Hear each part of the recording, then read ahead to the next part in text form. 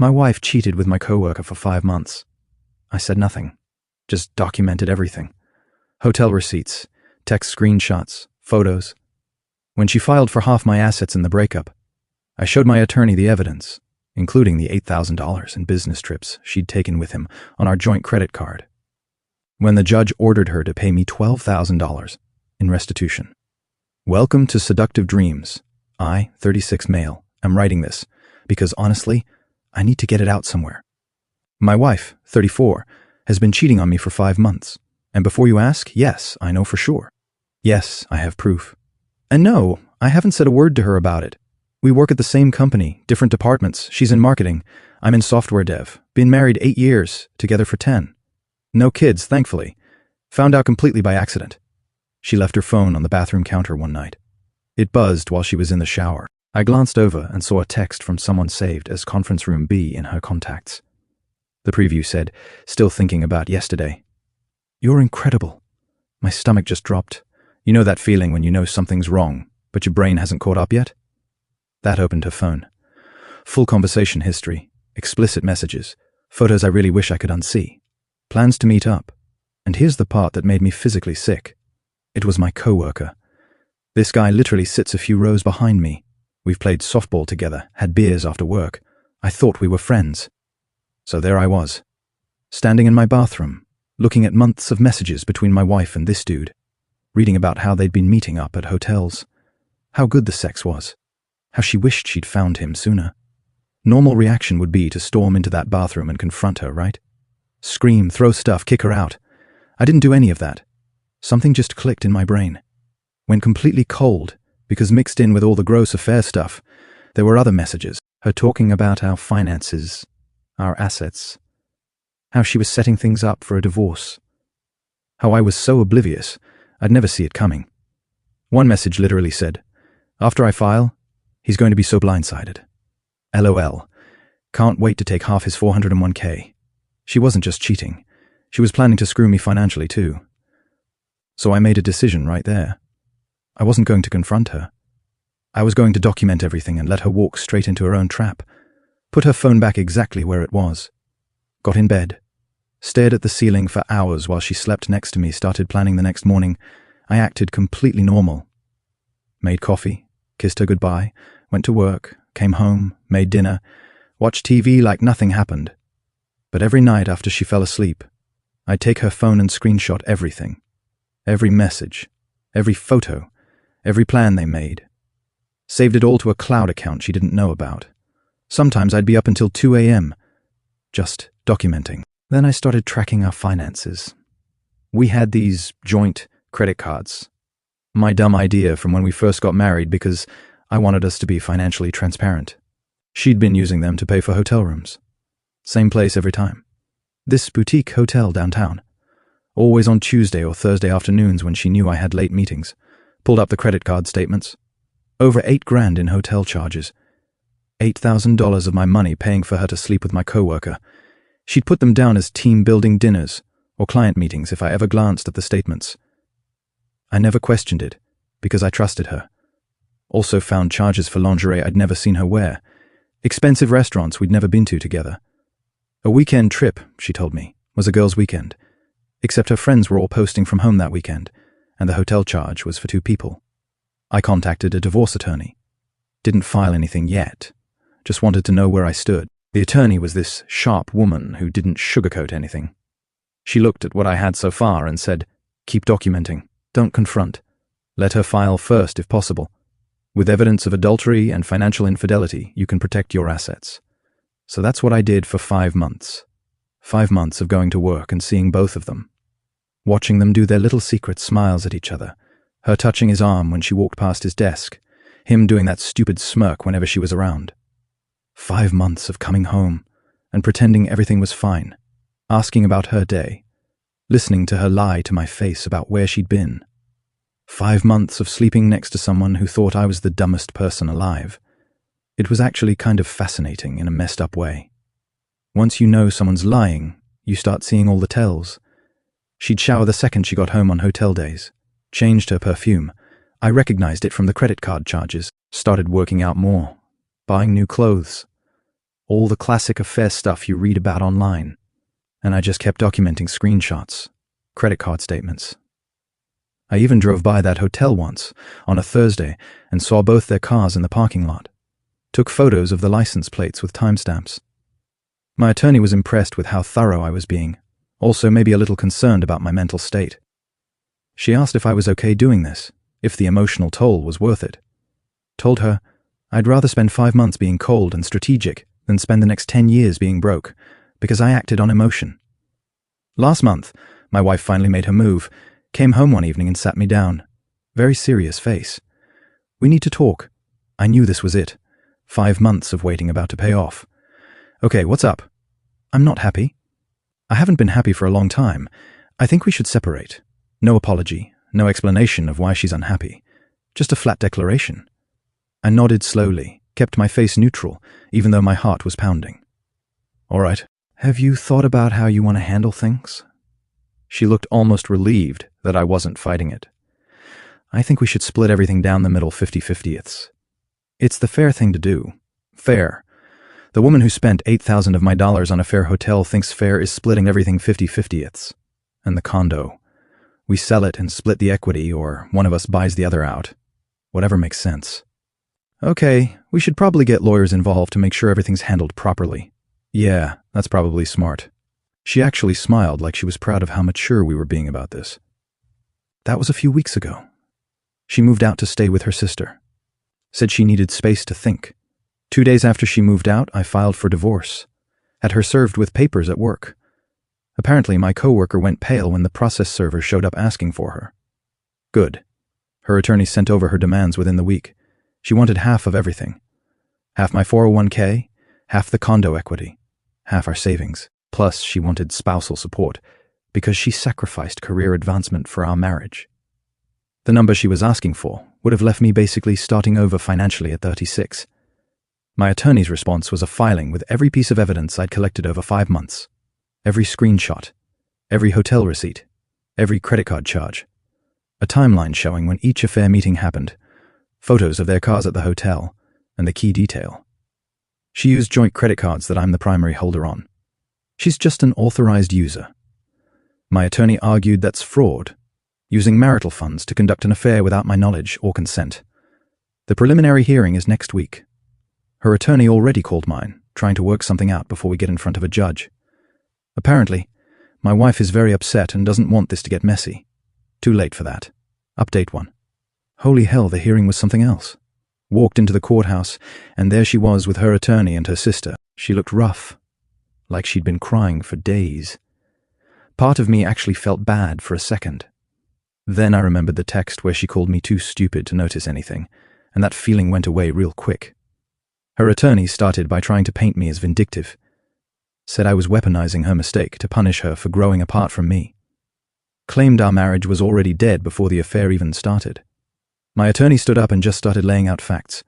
No emotion, no drama, just evidence. Your Honor, the respondent conducted a 5-month affair while using the petitioner's credit card to fund it. Hotel rooms averaging $280 per visit. Twice weekly lingerie purchases totaling over $1,000. Expensive dinners. A weekend trip for 2. I watched the judge's face. His eyebrows just kept climbing higher. The respondent told the petitioner these were work-related expenses. The petitioner, trusting his spouse, never questioned the charges. Her attorney tried to jump in. Your Honor, marital assets are marital assets. How they were spent during the marriage. Judge cut him off. Counselor, are you arguing that using marital funds to facilitate adultery is the same as using them for household expenses? Dead silence. Then my attorney brought out the text messages, had them printed out and organized by date. The judge read through some of them, the planning messages, the ones where they talked about me. There was one where she'd written, "He's so checked out, he doesn't even notice where I go anymore." Setting myself up nicely for the split. Going to take half his 401k and get the condo. Judge read that one twice. My wife was crying now. Her sister had her arm around her. I felt nothing watching it, just empty. "Ma'am," the judge said, looking at her, "did you write these messages?" She could barely get words out. "Yes, but I didn't mean. Did you use your husband's credit card to pay for hotel rooms where you met your affair partner?" Longer pause. "Yes. Did you tell your husband these were business expenses?"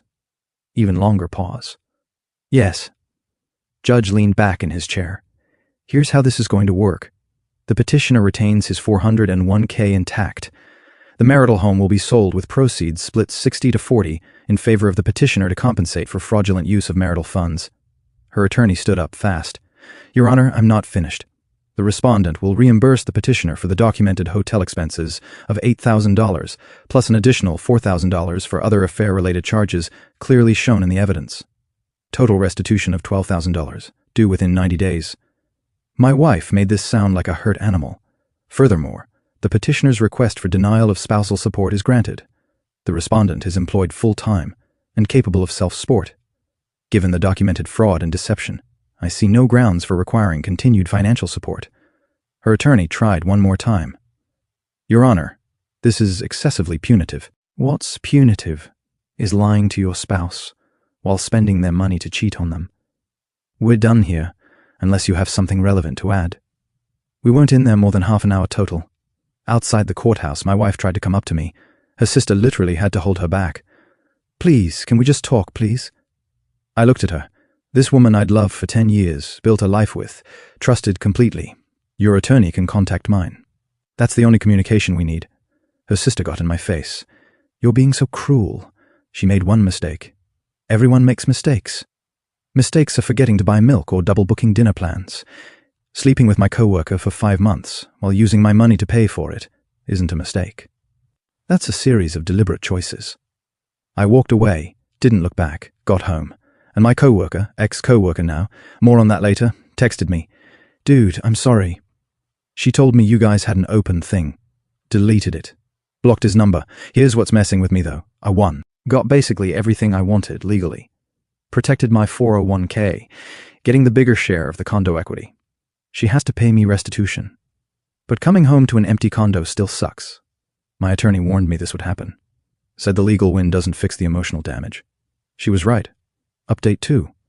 Things got worse, obviously. So, my wife doesn't have $12,000. Shocking, right? Turns out when you spend all your spare money on affair hotels, you don't have savings. Her attorney filed some motion to reduce the amount, or extend the payment timeline. My attorney opposed it with documentation of her income and spending habits. Motion denied. That's when her family got involved. Her mom called me. First time I've talked to her since this all started. She went straight for the guilt trip. She's living in her sister's spare bedroom. She can barely afford to eat. And now you want $12,000 from her. The judge ordered $12,000. I didn't demand anything. The court did based on what she spent on her affair. That's going to ruin her financially. She's having panic attacks. She can't sleep. Maybe she should have thought about consequences before spending 5 months sleeping with my coworker on my dime. You're being heartless after everything she's done for you. That actually made me laugh. Done for me? I paid the majority of our bills while she found herself career-wise.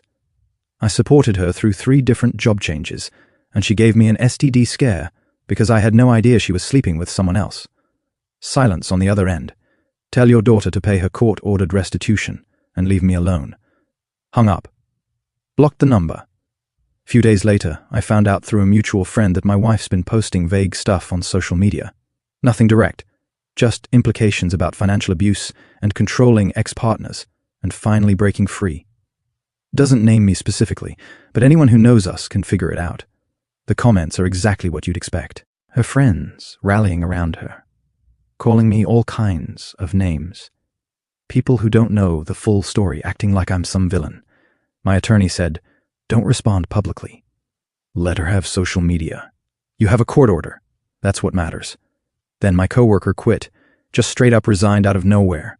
Found out through the office gossip chain that HR was investigating him for violating the workplace relationships policy. He bounced before they could fire him. Can't say I feel bad about that. The condo went on the market. We priced it to sell fast. Just wanted it gone. Got an offer within a week. Actually over asking. This market is insane. Had to meet my wife at the title company to sign everything. First time seeing her since court. She looked terrible. Not saying that to be mean. She genuinely looked sick. Lost weight. Dark circles under her eyes. Hair wasn't even brushed properly. We sat on opposite sides of the waiting room. Didn't speak. Her sister was with her again, shooting death glares at me the whole time. When we sat down to sign, The title agent went through all the numbers. She was getting about $53,000 after her 40% cut and paying off her share of the mortgage. I was getting around $77,000. The agent mentioned the restitution order, that she'd need to pay me the $12,000 separately. Her sister lost it. This is insane. That money was for both of them. How is it fraud if they're married? The agent looked super uncomfortable. Ma'am, there's a court order here. I'm just following the legal documents. It's complete. My wife grabbed her sister's arm. Stop. Just stop. We signed everything. Got our copies. My wife stood up and looked directly at me. I hope you're happy now. I actually thought about that for a second. No, I'm not happy. I'm 36, getting divorced, selling a place I thought I'd spend the rest of my life in. My wife of 8 years cheated on me with someone I worked with every day. I'll probably have trust issues for years, so no, I'm not happy. Picked up my folder. But at least I have my dignity. Left her standing there. The settlement money hit my account a few days later. After attorney fees, I cleared about $68,000. Started looking at smaller places, something with no memories attached. My wife has 2 months to pay the restitution. Her attorney keeps filing for extensions. My attorney keeps fighting them. It's exhausting, honestly. The mutual friends are picking sides now. Lost a couple who bought her financial abuse story. The ones who actually know what happened have stuck around. My boss pulled me aside at work, asked if I was doing okay, said he'd heard some rumors, but wanted my side. I gave him the basic version. Found out about an affair, filed for divorce. It got complicated. He nodded. Told me if I needed time off to just let him know. Said what I did. Took guts. Not sure about that. Some days I think I handled it right. Other days I wonder if I should have just taken the 50-50th split and moved on quietly. But then I remember those messages, how they laughed about me, how she called me stupid and clueless. Nah, I handled it exactly right. Final update. It's finally over. Like actually over. Divorce is finalized and I need to close this chapter. My wife paid the restitution. Not because she wanted to. Her family covered it. Her dad apparently liquidated some investments to pay it. Found out through someone who knows someone that he was furious with her. Told her not to come to him for money ever again. The $12,000 hit my account a couple weeks back. Electronic transfer. No note, no message, just the money. Thought I'd feel victorious or something. Mostly I just felt tired. I moved into a smaller condo across town. 1 bedroom, decent balcony, 0 memories. Living alone after 10 years of sharing space is weird. The silence is peaceful but also depressing. Started seeing a therapist. First session, she asked if I felt guilty about how everything went down. Honestly, yeah, sometimes. Not guilty for exposing the affair or protecting myself financially. Guilty for how cold I became. For turning off my emotions like a switch and just operating. For spending 5 months pretending while documenting everything. Therapist said that was trauma response. Self-preservation mode. Maybe she's right. Doesn't make it feel better. The social media drama died down eventually. My wife deleted all her vague posts after someone who knew the real story commented asking if financial abuse meant using your husband's credit card for affair hotels. She ended up blocking half her friends after that. Heard through the grapevine, she's renting a studio now. Working long hours trying to rebuild savings. Her sister apparently stopped talking to her after finding out my wife had borrowed $3,000 from her last year, claiming it was for medical bills. It wasn't. My coworker moved out of state, got a job at some startup. Someone told me he's engaged now to someone he met online. Good for him, I guess. Still can't think about him without getting angry, but it's getting duller. Dating has been hard. Downloaded the apps, went on a few dates. Can't shake this feeling that everyone's hiding something. Every time someone's vague about their day, my brain goes to worst-case scenarios. Therapist says that'll fade with time. Trying to believe her. Got a message last week from my ex-wife's best friend. Woman who was at our wedding who I'd known for years. I wanted you to know I'm sorry. She told us you'd grown apart mutually. I didn't know about the affair until after court. What she did was wrong. You deserved better. I thanked her. Didn't really know what else to say. There's no dramatic ending here. No big karma moment where my ex-wife's life falls apart. She's dealing with consequences. Financial problems. Damaged relationships. Reputation hit among people who know the truth. But she's still living her life, probably moving forward. And I'm doing the same. The money from the condo sale plus the restitution is sitting in savings. Down payment on a house eventually. Maybe. Or, I'll invest it. Haven't decided. Work is fine. Sometimes awkward when people who don't know ask about my ex. I keep it short. We divorced. Didn't work out. Started running just around the neighborhood a few times a week. Helps clear my head. No dramatic transformation or anything. Just 30 minutes of not thinking about anything except breathing and moving. Some days are okay. Some days I come home and the silence hits wrong, and I order takeout and fall asleep watching whatever's on Netflix. This is what recovery looks like, I guess. Not linear, not inspiring, just ongoing. Do I regret documenting everything? No. If I'd confronted her right away, I'd be in a way worse position financially. That evidence protected me. Do I regret the coldness? The 5 months of pretending? That's more complicated. Therapist asked me, if you could go back, would you do anything differently? I thought about it. No, but I wish I hadn't needed to do it at all. My ex texted me last week from a new number. Just said, I'm sorry. Didn't respond. There's nothing left to say between us. The divorce is done. Restitution is paid. Condo is sold. All the paperwork is filed away in a folder I'll probably never open again. I'm 36, single, starting completely over. Not the life I planned, but it's what I've got.